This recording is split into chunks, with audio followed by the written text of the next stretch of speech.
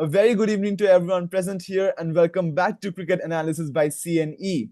This is day 4 review of the second test match held between England and India, and this day has proved to be a very big advantageous day for a team. Joining in my panel today it's a very full panel I have in front of me. I have Vedant Sharan coming back after 2 long days. Vedant, how are you doing, Vedant? I'm doing great. How's the break Great to be been? back. Huh? How's the break been? Great. Good break. Long deserved.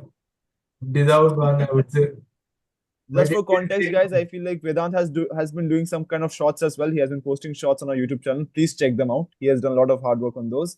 But we have today as well Proneet Ghatak, who is our usual suspect. Good evening, Proneet. Good evening, bhai.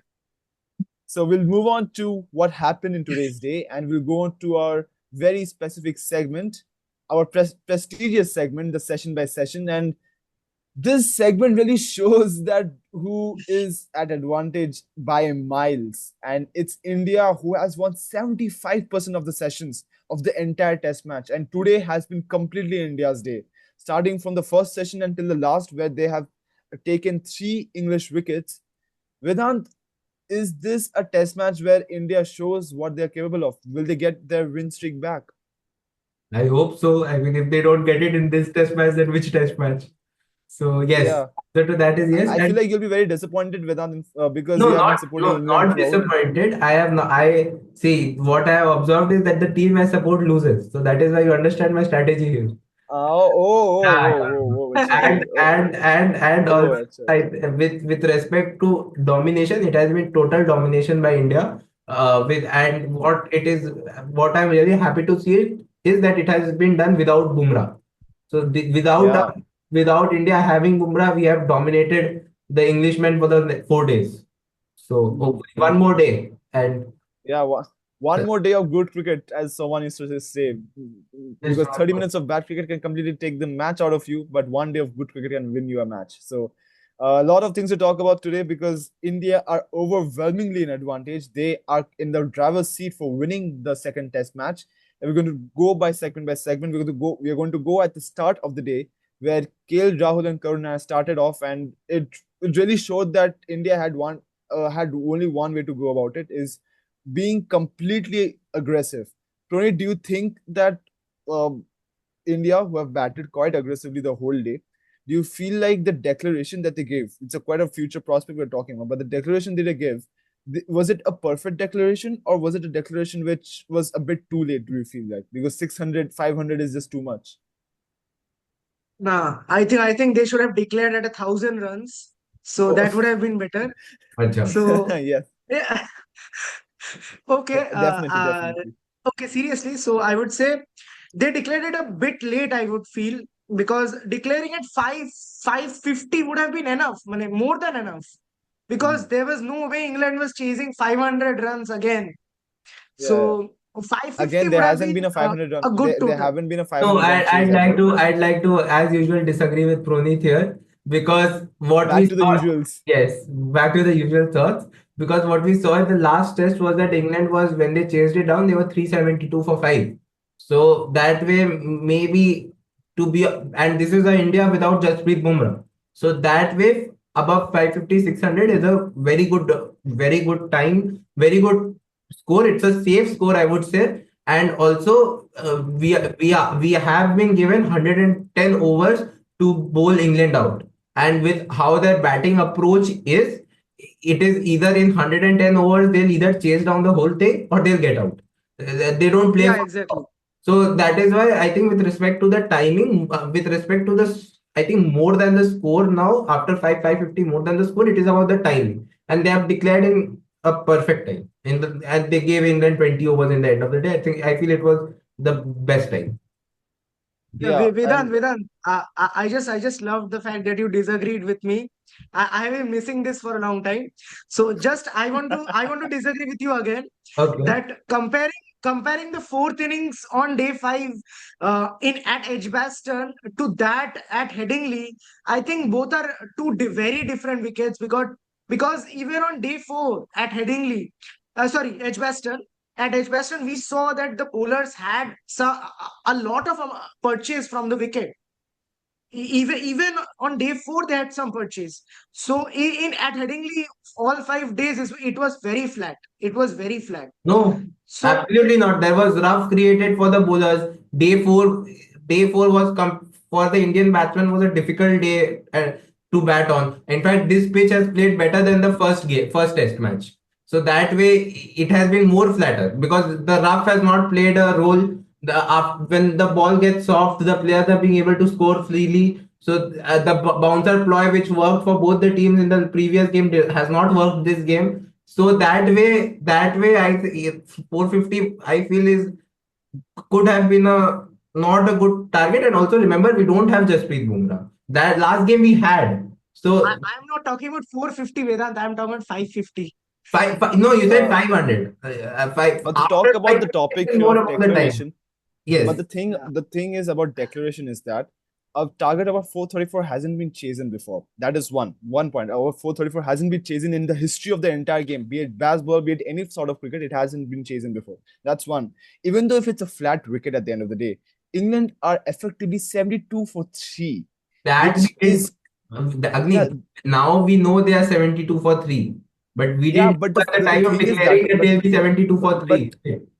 the argument I have for you, Vedant, is that how Yes. can you completely think about being defensive at the start, thinking that England are completely capable of chasing 400, 500 because I it hasn't am been happy before. See, I It am hasn't not been being happened defensive. before. Not I'm saying I'm not being defensive because I'm giving 110 overs to the bowlers to get the wickets.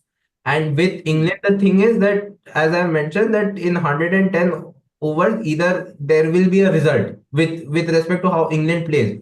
So for example, had we declared at the end of the day and we would have given them 80 overs, 90 overs too bad, then it would have been defensive. But because we are giving that extra 10, 20 overs, it is we have declared at a great time. And before that, I think it is better to be safe because, as I've mentioned, we don't have Jasprit Bumrah. And when we were declaring, we didn't know that what will be that England at the end of the day will be reduced to 72 for 3. In fact, yes, day before that also we saw that England was 85 for 5 or something like that. I might be wrong. 85 for 5, and then the partnership which took them to 407. So with England, it That was is, the first innings, though. yeah, first innings. So it is very difficult to predict what will happen. So it is, I would say, with India without Jasprit Bumrah, it is better to be safe than sorry, is what my Of opinion. course, of scoring 550 is of course way more than safe. There's England have zero chance of winning this Yeah, test match for 550 is, surely. I'm talking about anything above 550 for me is a safe score. Yeah, Not but I don't feel like, but in my opinion, I don't feel like England can chase anything above 450 at max, if not 400. Because look, chasing a 370, you talked about because 430. no, because but talking about Vedant, I'm talking about a 370 chase is a very different total when you're chasing it rather than a 400 plus chase because it's a complete different mindset you have. It's a psychological thing, of course, but at the end of the day, you have talking about Jasprit Bumrah coming into the attack. Jasprit Bumrah in the fourth innings hasn't taken a wicket, so it is not like that the Indian bowling has to be dependent upon Jasprit Bumrah to take the wickets because Indian bowling has done perfectly well in this test match to show that we are also a bowling unit that isn't dependent on Jasprit Bumrah. So it is not necessary for me to think that 550 is something that you see it's a safe total. I feel like it's a total that will completely block out England for having any winning chance in this match. Now that they're 72 for 3, it is even more so that they have no more chance because they have to, if they're thinking about chasing it, they have to score at a 7 runs per over right now, and in the entire day with only 4 batsmen left in the paddock. And with Right now, of course, it makes no sense. I'm not talking about 72. After 72 for 3, I completely agree with you. I'm not talking about at the end of the day what has happened. I'm talking at the time of declaration. It is with respect to the number of overs you're giving the bowlers to get the batsmen out. So yeah, in this case, 110 overs have been given, and I feel that that is sufficient to get the get the batsmen out.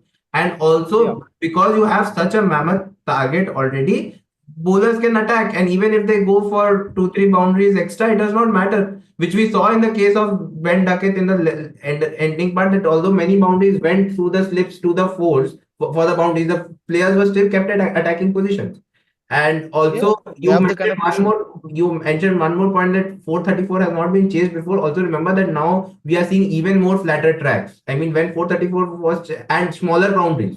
smaller boundaries and flatter tracks. So it is what is safe now is very difficult to say right now. Very, very, very difficult to say. Although I agree with you that above 550, I'm just being on the safer side. And having Jasprit Bumrah in the fourth innings is a psychological factor, nothing else. I know he didn't get any wickets in the fourth inning, but just a psychological thing. Nothing. Yep, interesting debate about where if the declaration was at the perfect time, and some different shaded opinions here. But we're going to go forward and how we see how the Indian performance happened and how they have gone about their innings today, because they have been quite aggressive with their play.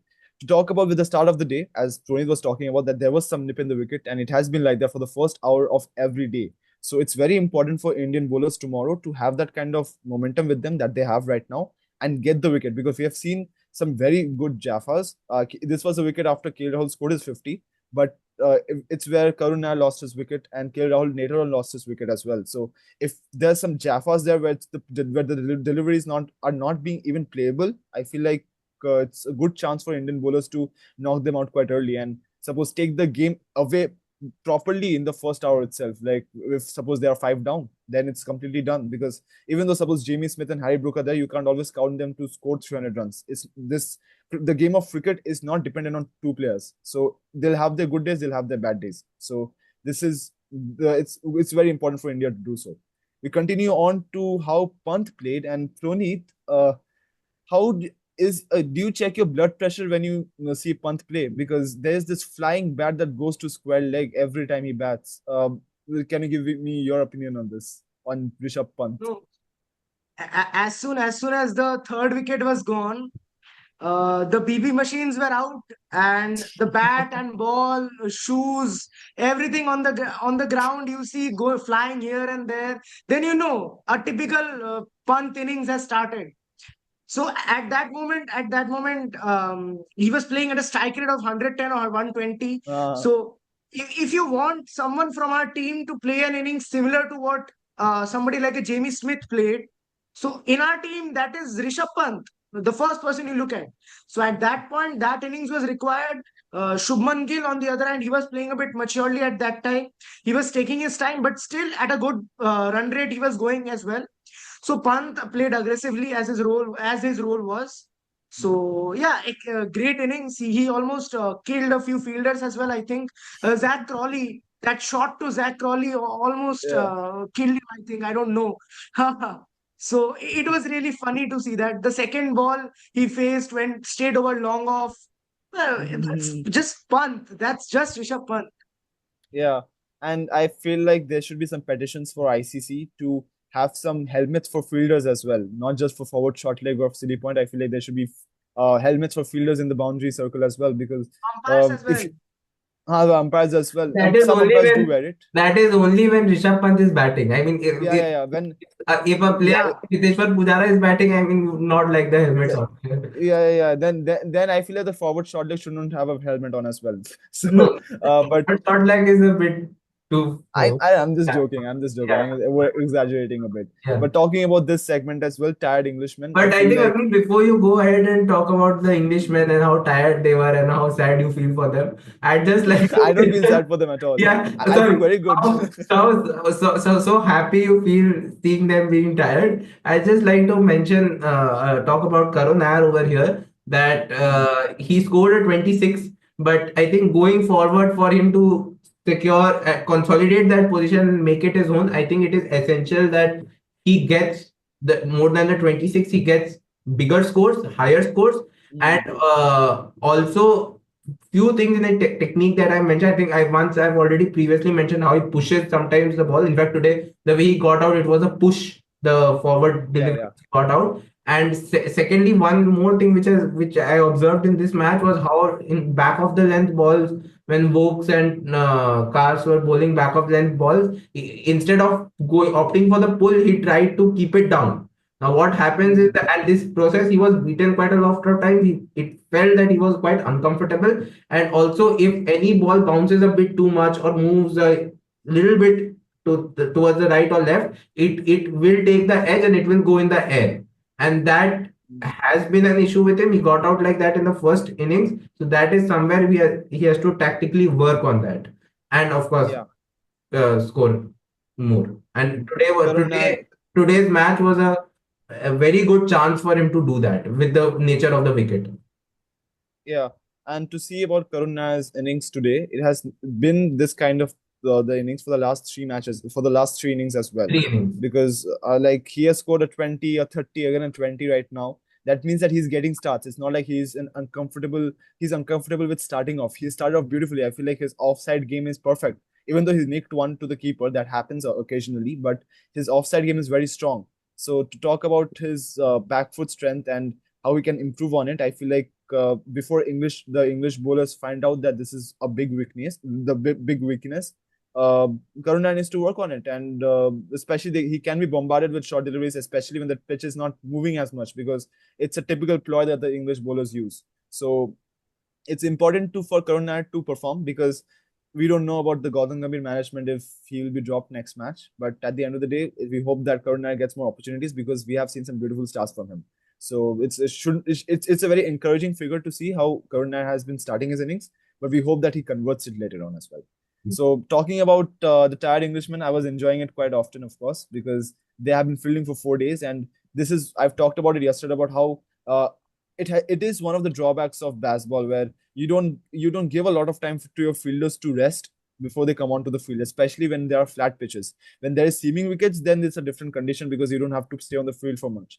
But for flat wickets, when you have to stay in the field for 151 overs, then you need some rest. And the batsman giving them almost no rest, and suppose scoring 400 runs, that's at one part that they are scoring the runs, not giving them rest also has proven to be an indirect consequence as well.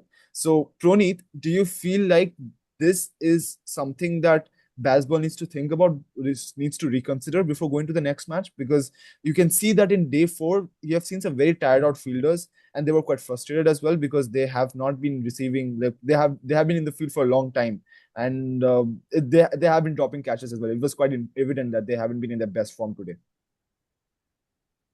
If you talk about reconsidering things, there are many things Basball has to reconsider. One of them being the care they need to do for the fielders. But I feel Basball won't do this, won't change anything. They will field for 4 days, 5 days if required, but they won't change their approach. I have said this in yesterday's video as well, that the approach itself is very, it's a bogus approach, I feel. Although Strong words. it looks entertaining to watch, but for test cricket I don't think so it's such a good approach. Although, nah, I don't think it's a good approach. Needless to say, I It completely, exhausts your bowlers. needless It to exhausts say, your bowlers a lot. Needless to say, Yeah. I completely disagree over here that that approach has brought England a lot of success, and it is just a positive approach to play. I mean, if in 90 overs you're scoring 400 runs, why score it in 140 overs? So it makes sense. And as far as whether the Englishmen are actually tired on the field or not for fielding so long, I mean, in that you have to ask them. They train in such a manner that such things do not affect them that much, and whether it is actually doing affecting them that much or not is something you have to ask the players. I mean, for us to comment here that maybe it could be a bit too much, we don't know that for certain. Maybe that the players are accustomed to it, so we don't know that for fact. And as far as the approach is concerned, the approach has worked for England. I mean, we have seen how or Joe Root comes out and reverse scoops Pat Cummins for a six. So that is, Mm. but what it is doing is that it is psychologically affecting Pat Cummins, because he's bowling at running in bowling at 140 and you scoop him for six in Test cricket. So it is the I mean, it psychologically doesn't affect the result though. They don't effect. win the How Ashes, many they don't win how against many India.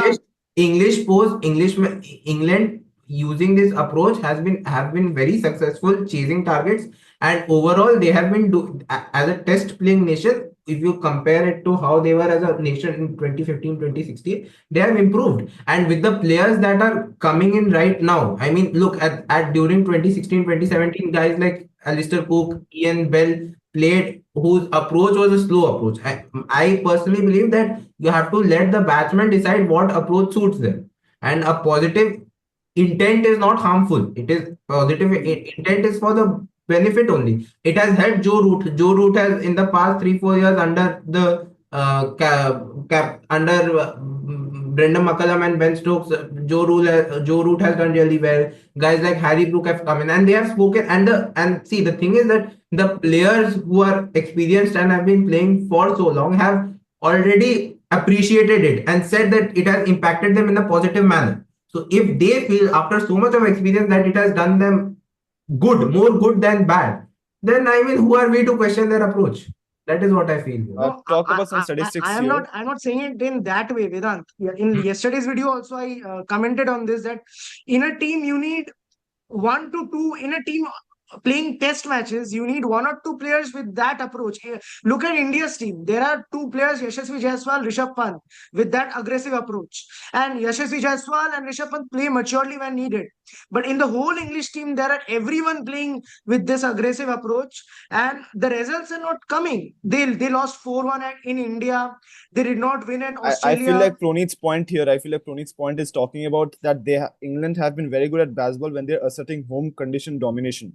I feel like the Bazball has been quite successful at That home. has been the case over the years, that in They Australia, have been the case over the they, years, that has nothing to do with the approach. And what you're saying, that maybe two play, I mean, see, you want the best test playing batsmen in the country to play in the team. Now, whether they are aggressive, whether they are defensive is a different thing. At the end of the day, they have to score the run. Whether they score it in 150 balls, or whether they score a century in 150 balls, 100 balls, or 500 balls, it does not matter. I mean, you want the best player and whatever approach suits them. And if a guy like Joe Root, if that intent has helped him and he has gone on to do well, so well in Test cricket right now, is the best player in Test cricket right now. So if and Harry Brook also is number two. So if and Duckett has reinvented himself, and if the guys have reinvented themselves, then what is the problem here? I don't see it up any problem, and it is yeah. absolutely not a I bogus. talking about some stats. I was continuing with my stats. Bazball has been very confident and quite good at home conditions where they have asserted home domination.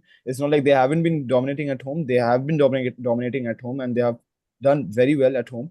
The only question for Bazball remains is that if they can do they can do the same in foreign countries. If the pitch is seeming The end of the day, it is that you have to accustom yourself to how the wicket is behaving. If it is a exactly, yes, and at home you in can any doctor wicket, that. And is in any Yeah, wicket, but talking about, it is but at home you can doctor the pitches, you can make it flat. But suppose at Australian conditions, it will be very interesting to see how Bazball goes, because it's going to be Australia's call on how they want the wicket to but play. It's not see, like all wickets will be flat. when So we it's talk you can about England, you can do that. when we talk about Bazball approach, it is not Brendan McCullum and Ben Stokes going and telling the batsman to hit every ball for a six. It is they are just talking about the intent, that why what as an intent what we want to do is that we want to have a positive intent. We want to look to attack. We will try to score. If there is an option to score, we'll try to score, and we'll not play for draws. We'll play for the win. We'll go and try to chase down anything that has been. And I think that India has also done the same thing under Virat Kohli. That was India's. I mean, okay, we didn't name it particular ball or whatever. We didn't give it a name. But under Virat Kohli also, India did the same thing, that we are not going to play for a draw, we are going to play for a positive intent. And guys like Cheteshwar Pujara fitted there. So it is about whatever suits a particular batsman. That is the thing. But the criticism for Bazball right there is I am that questioning it the can turn maturity into a in the lack. players. That's it. The mature batsmanship. That's it. I Because mean, Joe Root is a completely capable batsman. We're going to move on. take out We're going to today's move on match, to the next topic before we're going to talk about Bazball, and we to we're take going to out if we take out this game, last game England did very well, and last game England dominated us. So I mean, just yeah, that's the stat I'm talking about, Vedant. They have been very good at home conditions where they have been able to create that kind of condition for them to do well. It will be interesting to see how they want to go in Australia and perform the same, because Bazball has been also criticized for being a bit lackadaisical in nature, where they have been suppose reaching for the ball in suppose seeming conditions where it's not a needed shot, and they have not been doing well. For example, in Indian conditions, they have lost quite devastatingly. In Australia, they have lost five. They haven't won a match for a long time, and they'll go to Australia this time to see how it performs. So it will be quite interesting to see how Bazball goes ahead. In England, of course, it's going to be the same thing for England for Bazball. I feel like to continue this approach in the whole series, but in Ashes, we don't know. So we want to talk about how the day went. India scored 427 for 6, declared. And my main point here is that how has Shubman Gill fared for you, Proneet? How is he coming into a very matured batsman, and how he has adapted to conditions well? Yes, definitely. From the start, before the series, he was always aiming to be the best batsman in this series, and he has done that by far. Because if we consider till now, there is a stat that most number of runs in a series in England, it is Rahul Dravid with 603 runs in a 4 match or 5 match series he played. Meanwhile, Shubman Gill in just 4 innings has 578 runs. So that is excellent batsmanship. So Shubman Gill, being a captain, has taken the responsibility and accustomed himself with the conditions. And Vedant was mentioning this. I would really like Vedant to talk about this as well. That Shubman Gill was going as per the conditions. Whenever whatever was required of him to play, he was playing according to that. So I would really like Vedant to continue about that. No, I think Proneet has rightly put it. I completely agree with him over here that he has accustomed himself and played as respect to the conditions. And Yeah, yeah. if he has to play slow, if the situation requires him to play, take a bit of time and play slowly, he has done that. If it requires him to accelerate, he has done that. So yes, he has done very well, very well. And he has taken most use of the opportunity he got for suppose scoring those runs and scoring them maturely. I feel like because used to get those starts early on, but he couldn't convert them. You can see that in the BGT series. You have seen that in a lot of series actually.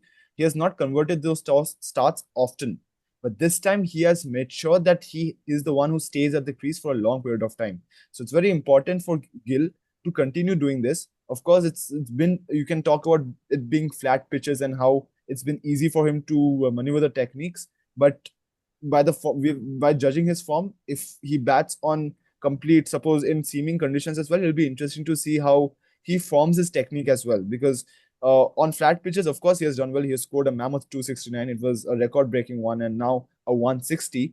But if he can continue doing the same in suppose seaming conditions where the bowlers are at advantage, it will be, I feel like Gill can be a huge prospect for India in the future as a captain and as a player at number 4 because he's adaptive in nature. So we'll continue on And talking also about how one the, thing before you move on, how the captaincy and all the pressure and the glare and so much focus on him hasn't affected his batting. And he has yeah, done yeah. that. And let's go ahead. Yeah, exactly. And how he has come about, I've talked about Shubman Gill in the preview of the first Test match that he hasn't done well in in countries and in England especially where he had an average of 15.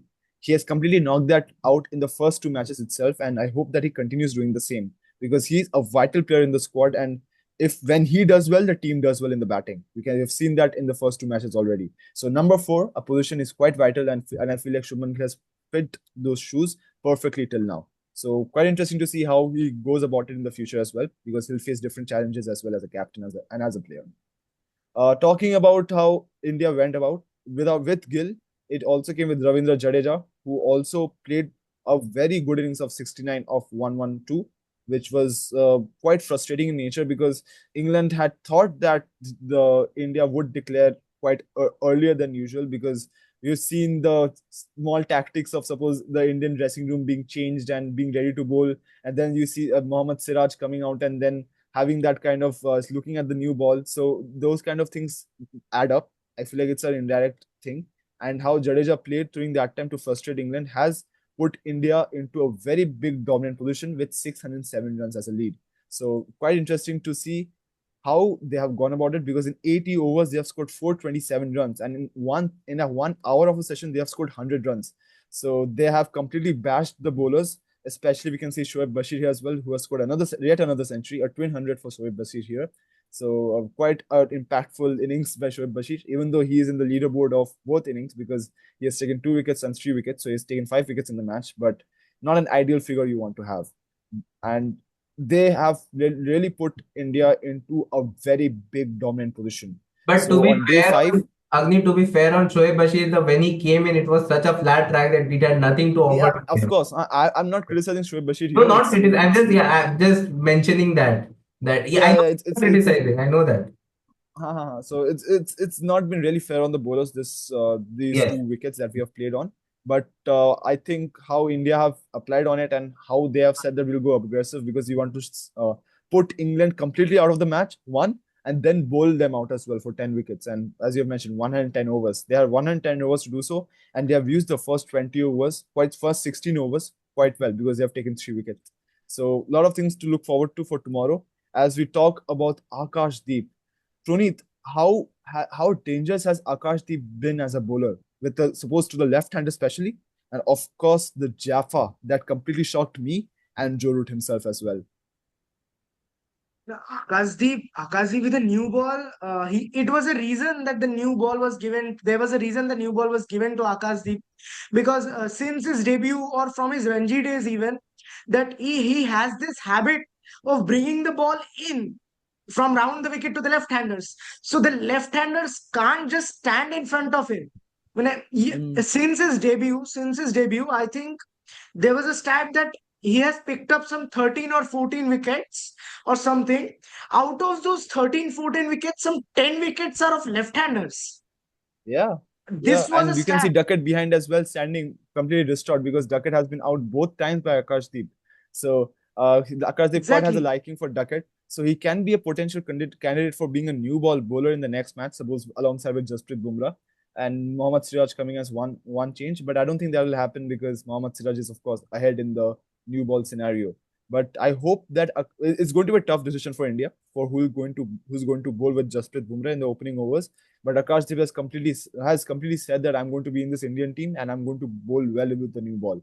And he has taken 2 out of the 3 wickets and magnificent wickets because in flat tracks when you apply pressure you create those kind of opportunities and then you bowl Jaffas. So quite exciting to see how Akashdeep has performed, and he'll be a vital bowler coming forward with the new ball coming in the later half of the day if the match goes towards that, and how he performs tomorrow morning as well. And So Agni because I feel like also with Akashdeep more than the Jaffel, it is continuously the length that is at the angle which exactly he is that's what I was coming, talking about. and Exactly the and length he the was creating. and the length that he was bowling. It was with Yeah, that length, you can neither drive the ball, you can neither play it on the back foot. So it is a nagging length, and he has bowled that continuously 6 balls. And exactly. That's he has created this that is opportunity in flat something, as wickets. you all have mentioned, it's something we are seeing from first class. So it is Yeah, amazing. Very, very good to yeah. see. And Akashdeep, and when you're talking about flat pitches, I've said this yesterday, I've said this almost every time on flat pitches, you need consistency. Then only you can create opportunities. And Akashdeep is a perfect example of that because he has bowled consistently in both innings and he has created those kind of conditions. So very good to see Akashdeep bowling. And that's how England are stating at 72 for 3 with India needing just 7 wickets to win. And England's chasing part is completely out of the picture with Zach Crawley having another duck. In English side, there have been 7 ducks in the both innings right now, and he has taken the like of Joe Root and Ben Duckett as Zach Crawley goes out to Siraj. So Harry Brook and Ollie Pope will start tomorrow, and will be quite interesting to see if they go towards a draw because it's not in their complete motto to go towards a draw because they'll of course go for a win chasing 500. I don't feel like that'll happen. It will not happen. It has not been done in suppose in the flattest of pitches except Pakistan because that was a complete road to play on and the bowlers were not as quality. But here it's a complete quality Indian attack who is quite strong as well. So in England won't be able to chase it down, but it'll be quite interesting to see how England go about it because they'll be in a dilemma whether they'll be going for it or they'll be defending it because defending it hasn't been a strong forte for them as of yet, especially with Joe Root out. So we're going to talk about weakness of Ollie Pope. It's going to be a quick bite of weakness of Ollie Pope, where Vedant is going to talk about how we have quite interestingly seen how Ollie Pope has been going out to these kind of deliveries. So, okay, so what we have observed, especially over here, is that as you can see in the first picture to my left, absolute left, that his bat is coming from gully. And now what is happening, and look at his head position. His head position is not straight, it is towards the onside. So what is happening is that when the ball is coming, he is not facing the ball straight, and when he's meeting the ball, his bat is already angled towards leg side. Now, which is why you see the edge, and that is how he was caught in the first innings, and in the second innings also few balls went there. And this is something, this was of Akashdeep's bowling, and this is something which is a very good way we can get Ollie Pope out, because he, as clearly seen in these photos, his head falls and his bat is angled towards the onside. Rather than having a straight bat and playing the ball straight, it is done towards the onside, which is advantage GS to India. That way we can get we can get the LBW in play, we can get the gully in play, we can get even a catching mid wicket in play. And this tomorrow should be the aim of the Indian bowlers, starting with maybe Akashdeep and Siraj, to continuously bowl the in the middle stump and off stump and try to get the LBW and bowl that length. So that is what Yeah. we want to point out over here. Yep. Ollie Pope has that kind of weakness, and we have seen that in the first innings as well, how Ollie Pope has done that. So quite interesting to see if Indian bowlers will go for that tactic. I hope that they'll go for that, because Ollie Pope has not been comfortable at all today when he was batting, because Akashdeep and Siraj were completely bowling those lengths, and Akashdeep and Ollie Pope had no answers to it. More Really. He especially was quite Akash. uncomfortable. More especially More especially Akash. Akashdeep. And just how the bat goes, and without it, this should have been a ball which should have ideally played straight, maybe a Straight. defense Yeah. or a drive, but it has been played towards the onside, and then as the face has closed itself, the ball has edged and gone towards gully. This Yep. was the So I wicket feel for like the slips first are inning. in big play when Ollie Pope is Yes. batting. In fact, in the second innings also, as I mentioned before, that two deliveries, two balls went towards gully, although it Yep. landed where there was no fielder. Yep. We're going to move on to the whole summary of the whole facts. We have just seen the three bowlers bowl. Prasidh Krishna has been economical to start with. I hope that his momentum goes on. But Akashdeep has been the main star of the bowling lineup till now. He has taken 2 for 36. And Mohammad Siraj has also opened his account as well. He has taken 7 in the match till now. So maybe he can get a 10 for in the match. So these three bowlers, these three pacers are key to help India to the winning cause. And especially, hopefully, there can be some kind of rough for the spinners to play with. We don't know that as of yet, because there hasn't been that much of a sign for some grip and turn. But these three paces play a huge factor, and these will decide if India will win tomorrow. We're going to talk about the session by session segment of the entire match, and we can see that it was completely blue towards the whole match, and it's India completely in advantages, because England chasing 536 is impossible to think about, and India just needs 7 wickets. So completely advantage India, because they have won 75% of the sessions, where England have won just 16.7, and there has been only one shared session. So very interesting to see if England can go towards a draw or India will seal the deal and win. This is the summary where England have scored 587. India have scored 587 to start with. Then England replied with 407 with a great recovery innings by Jamie Smith and Harry Brook. India again scored 427 today and declared at tea around after tea, 1 hour after tea, with Gill scoring 161. And England at 72 for 3, chasing 608, and India needing 7 wickets. So, will India seal the deal? Will India be quite bad at it? We don't know. We hope that it can happen, because India are at the driving seat. But till then, it's us saying goodbye, and join us for the final day review tomorrow. Join on Instagram, and we'll be back tomorrow for the final day review. Till then, it's good night from the whole panel of CNE.